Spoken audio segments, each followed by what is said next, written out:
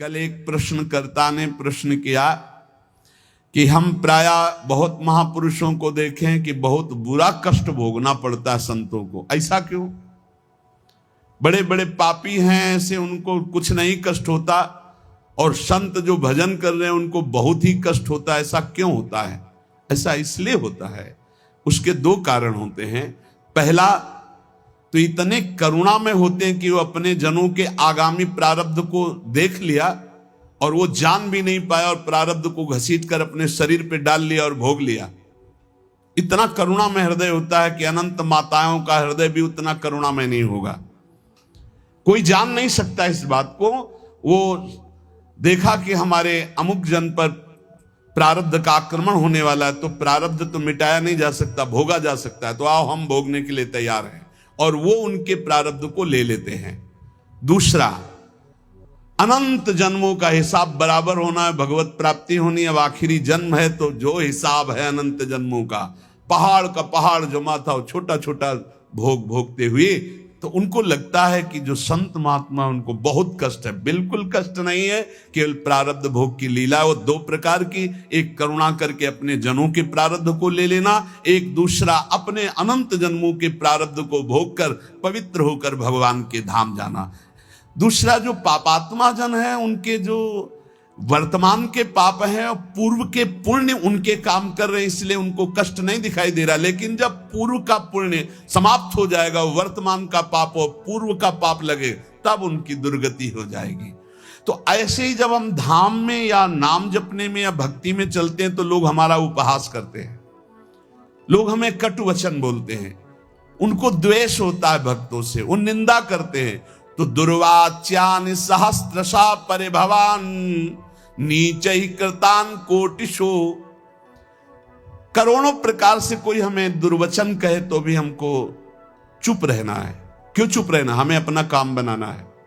वो दुर्वचन बोलेगा, हमारे पाप नष्ट हो जाएंगे, हृदय में जलन होगी ना, तो हमारा हृदय पवित्र होगा। हृदय भगवान के लिए सुंदर महल है, सुंदर निकुंज है। नारायण या गौर श्याम को हृदय निकुंज बसइए। बहुत कूड़ा करकट जमा कर लिया गलती करके, उसका नाश होगा। दुर्वाच्यानि सहस्रशा परिभवान नीचैः कृतान कोटिशो। नीच पुरुष द्वारा करोड़ करोड़ प्रकार से तुम्हें कष्ट दिया जाए, गाली दे रहे हैं, निंदा कर रहे हैं, उपहास कर रहे हैं, ऐसा व्यवहार कर रहे हैं जो हृदय को जला रहा है, ए सह जाना, पलट कर जवाब मत देना। बहुत जल्दी तुम्हारा हृदय पवित्र हो जाएगा और तुम सदा सदा के लिए सुखी हो जाओगे, और वो जो बोल रहा है वो दुखी हो जाएगा। उमा क्षमा सापहुते भारी। तुम चुप रहो, मत बोलो। भक्ष्याक्षादन वास कुट्य मिलना दुखान्यलम कोटिशा। हो सकता है कि तुम्हें भोजन आदि की व्यवस्था हो, वास की सही व्यवस्था न हो, गर्मी सर्दी आदि सहनी पड़ रही, चुपचाप सह लो। थोड़े दिन का जीवन है, भगवत प्राप्ति करनी है। धाम में ऐसी निष्ठा से रहो, भोजन भी नहीं मिलेगा, कष्ट भी मिलेगा, गालियां मिलेंगी, तो भी हम धाम को नहीं छोड़ेंगे। कामाद्यैरति पीड़या च मनसो वैकल्यमात्यंतिकम। अब इतने बड़े भजनानंदी तो नहीं है कि हम काम विजयी हों, तो ये काम आदि दोष हमारे हृदय को जलाएंगे, पीड़ा देंगे, पर हम किसी से कहेंगे नहीं और कोई चेष्टा नहीं करेंगे, सह जाएंगे। वैकल्य मात्यंतिकम, भारी विकलता होने पर भी हम किसी से नहीं कहेंगे, हम कोई चेष्टा नहीं करेंगे, हम सह जाएंगे। ये सोढ़्वापि वसंत के लिविपने कृष्णश्च तेभ्यो नमः। जो ऐसे श्री राधा और कृष्ण के केल विलास युक्त महल वृंदावन में वास करते, सब कुछ सहते हुए श्रीपाद कहते, मैं उनको नमस्कार करता हूं। दोषान्न स्थिर जंगमेषु कलयन कस्यापि नो द्वेजयन। तुम्हें उद्विग्न करेंगे यहां लोग, तुम्हें परेशान कर सकते हैं, पर तुम उनकी निंदा मत करना, उद्विग्न मत होना, उनकी निंदा मत करना, अपने आप को बचा के निकल जाना। ये मानो परमार्थ में आगे बढ़ने के लिए जरूरी है ये बात। दोषान्न स्थिर जंगमेषु, यहां किसी भी जड़ चैतन्य में दोष दर्शन न होने पावे। यद्यपि वो तुम्हें उद्वेग प्रदान करेंगे, भगवत पार्षद हैं, प्रेरित होकर आएंगे, तुम्हें ऐसे वचन बोलेंगे, ऐसी चेष्टा करेंगे, ऐसे उद्वेग प्रदान करेंगे, पर तुम उद्वेग मत कर।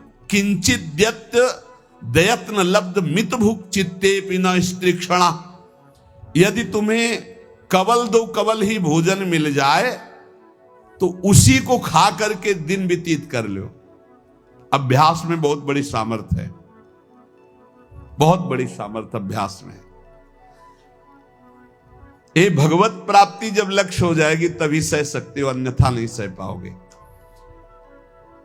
अगर कवल दो कवल भी भोजन मिल जाए तो उधर में डाल लिया, पूरा दिन व्यतीत। कवल दो कवल तो बहुत होता है, 3-4 दिन में कभी ऐसे गुड़ मिल जाता था ना गंगा किनारे, गुड़, तो गुड़ पाके एक कमंडल जब गंगा जल पीते थे तो ऐसे भगवान की तरफ, कितने कृपालु भगवान हो, ऐसे एकांत में भी आप हमारे उदर पोषण को देते हो। आज तुम 3 बार पाते हो, 1 बार भी भगवान हृदय से जय नहीं बोलते होगे, हृदय से जय नहीं बोलते होगे कि आहा कितने कृपालु प्रभु आप हो, आप कितना प्यार करते हो। कभी रोते हो प्रभु के प्रति, कितना प्यार है प्रभु का। हर व्यवस्था है लेकिन कभी एकांत में जय जयकार हृदय से नहीं कर कि आपकी कितनी अपार कृपा है नाथ हम पर। और कह रहे मितभुक चित्ते पिन स्त्री क्षणा, एक क्षण के लिए भी वृत्ति काम भोग के लिए किसी माता बहन की तरफ गंदी भावना से न जाने पावे। धाम में वास करते हो, ऐसी गलती ना होने पावे। श्री राधा मुरली धरोज्वल यशहा श्रणवन गृणन संस्मरन यो वृंदावन मावसेन मधुर धीर धन्याय तस्मै नमः।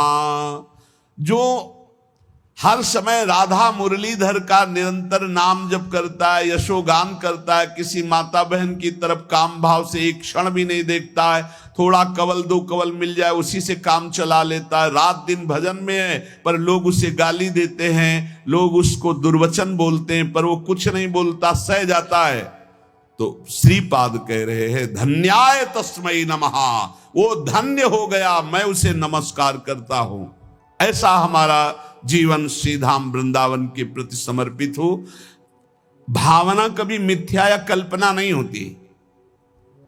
उपासक को भाव से ही रसास्वादन मिलता है। भावोत्सवेन भजताम रसकाम धेनुम तम राधिका चरण रेणु माम स्म। यदि भाव नहीं उत्पन्न हुआ तो अभी जीवन सुन। साधना की अवस्था में आपको लाभ मिला है क्या? भाव। भाव साधु को, साधक को, भक्त को, उपासक को उपलब्धि हुई है तो क्या उपलब्धि हुई? भाव। जैसे ज्ञान मार्ग में भी भाव है, ब्रह्म भाव, भगवत भाव में है सखा भाव, दास्य भाव, वात्सल्य भाव, गोपी भाव, सहचरी भाव, भाव की प्राप्ति होना। श्रद्धाहीन, मिथ्याचारी, मनमानी आचरण करने वालों को भाव का परिचय ही नहीं, जानते ही नहीं कि भाव क्या है। सच्ची मानिए, जिस दिन आप भाव में डूबने लगेंगे आपको कहीं जाने आने की जरूरत नहीं। यहां के ठाकुर का दर्शन नहीं हुआ तो विश्व में कहीं भी दर्शन करे और शांति नहीं मिलने वाली। इसलिए जो भगवत कृपा पात्र होते हैं अंतर में घुसना प्रारंभ कर देते हैं, अंतर्मुख होकर के अपने हृदय देश के ठाकुर के दर्शन की चेष्टा करते हैं। हृदय के भगवान का साक्षात्कार हो गया तो सर्वत्र होगा, और सर्वत्र घूमे आप हृदय के ठाकुर का साक्षात्कार नहीं तो कुछ हाथ नहीं लगेगा। करके देख लो, मन चराए आओ, मन को घुमाए आओ, आंखें चराए आओ, लेकिन हृदय के ठाकुर का साक्षात्कार नहीं हुआ तो विश्राम नहीं मिलेगा। देखो ये भाव राज्य है, इसमें स्थूल से सूक्ष्म, सूक्ष्म से सूक्ष्मतर और सूक्ष्मतर से सूक्ष्मतम में प्रवेश होता है। ये दिव्य भावना का लोक है। स्थूल, सूक्ष्म, कारण, भाव, चिन्मय, 5 भेद है। पहले स्थूल भाव बनता है। कैसे? शरीर से प्रकट सेवा में खूब तन्मयता, शरीर से जैसी आज्ञा हुई जहां हमें खड़ा कर दिया गया वही शरीर प्रधान। फिर अंतर में घुसता है, अंतःकरण प्रधान, सूक्ष्म शरीर, चिंतन प्रधान।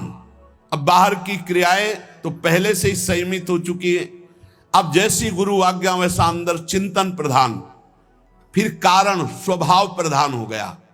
यह जो परमोहि सहज स्वभाव राधे राधे प्यारे भक्तों, आप हमारे चैनल पर नए और पहली बार है तो हमारे चैनल को सब्सक्राइब करें और साथ ही साथ नोटिफिकेशन को भी ऑन कर दीजिए ताकि ऐसी कोई भी माहिती प्रभु जी की वीडियो आए तो आपको सबसे पहले मिलती रहे। तो मिलते हैं दोस्तों को ऐसे ही नए और मज़ेदार टॉपिक के वीडियो के साथ। तब तक सभी को बाय बाय।